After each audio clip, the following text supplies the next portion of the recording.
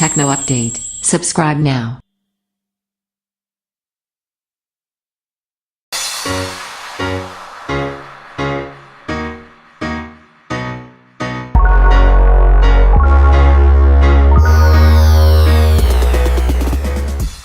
Huawei Mate 9 Review. Design. It's made completely out of metal, with a lovely curved back that helps it feel manageable, despite the fairly hefty 5.9-inch display. It's certainly large, but it's no bigger than an iPhone 7 Plus, which has only a 5.5-inch screen. It feels strangely light too, which again helps it feel good in the hand, even for long periods. Flanking the USB Type-C port on the bottom are some fairly standard speakers offering decent volume, but almost no detail, and there's a headphone jack on the top. I'm not overly fussed about this classic connector's demise, but I'd rather have it present unless there's a good reason for it not to be there. Display.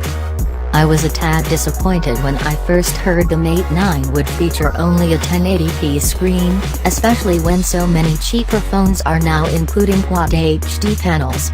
In reality, however, this is still a gorgeous display, and the lack of the tip-top resolution hasn't bothered me in the slightest.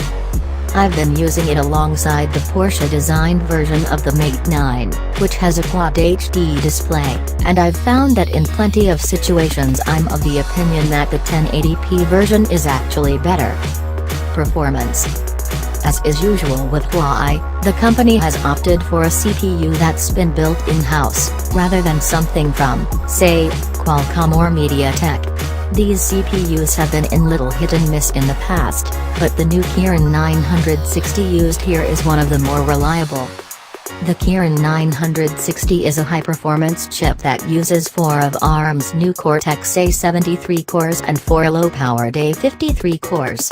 It also happens to be the first processor to ship with the Mali G71MP8 GPU, which should offer up better gaming performance and graphics thanks to a quoted 180% speed increase over the outgoing T880.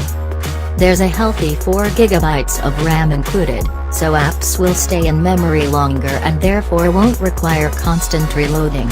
Another bonus is the 64GB of storage, which can be expanded further with up to a 2TB microSD card. Camera.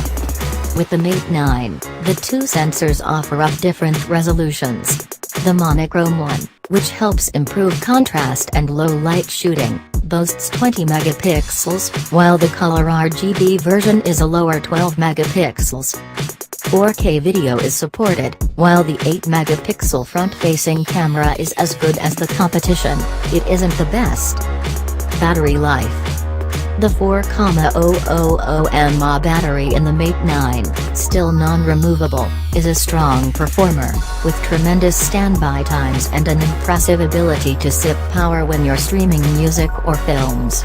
An hour of HD video streaming on Netflix consumed only 7%, the best I've seen on a phone this year, and listening to Spotify on my hour-long commute took 4%.